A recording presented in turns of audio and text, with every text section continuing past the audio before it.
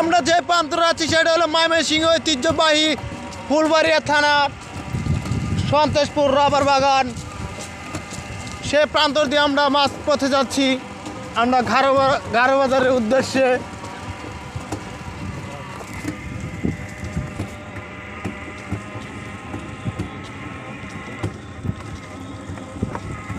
সারি সারি গাছের বাগান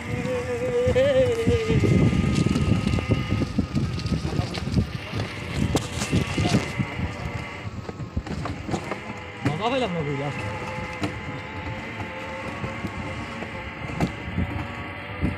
এদিন খেলে ভালো লাগছে ঠিক আছে না